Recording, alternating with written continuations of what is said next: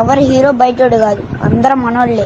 దీంతో కొంచెం సేపు గొడవ ఆగిపోతుంది. అప్పుడే ఆ హౌలగాడికి ఒక డౌట్ వస్తుంది. ఏమిటది? అయినా నా గురించి ఎవరా లీక్ చేసింది? ఇంకెవరు? సిరి అనంగానే వీడికి కోపం వచ్చేస్తుంది. ఆ పిల్ల కొట్టడానికి రెడీ అయిపోతాడు.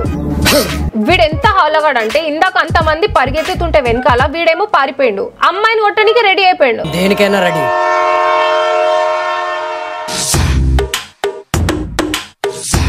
అరే ఈ బొక్కల డైలాగ్ చెప్పానికి ఊరు చివర ఉన్న రైల్వే స్టేషన్ కి తీసుకురావాలా ఆ పిల్లని?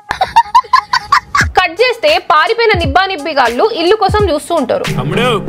ఇల్లు కావాలా? దానికి కకృతి నిబ్బగాడు కకృతిగా మన దగ్గర ఉంది, కాకపోతే కొద్ది ఖర్చు అవుద్ది అనంగానే ఈ నిబ్బగాడు ఆ నిబ్బి మెడలో ఉన్న చైన్ ని చూస్తాడు. ఆ నిబ్బినేమో చైన్ తీసి వాడికి ఇచ్చేస్తుంది. వాడు చైన్ తీసుకొని జంప్ అయిపోతాడు. ఈ పత్యాపర మొత్తం దూరం నుంచి ఒక ఆంటీ చూస్తూ ఉంటది. వాడు వెళ్ళిపోయిన 2 minutes తర్వాత వచ్చి, వాడు మీకు తెలుసా? తెలీదక్క. వాడు పెద్ద దొంగమ్మ అని అంటది. వాడు పెద్ద దొంగమ్మ. ఈ మాట ఏదో ఇందాక చైన్ తీసేటప్పుడు చెప్పొచ్చు కదా. అంతా అయిపోయిన అరగంట తర్వాత వచ్చి చెప్పింది.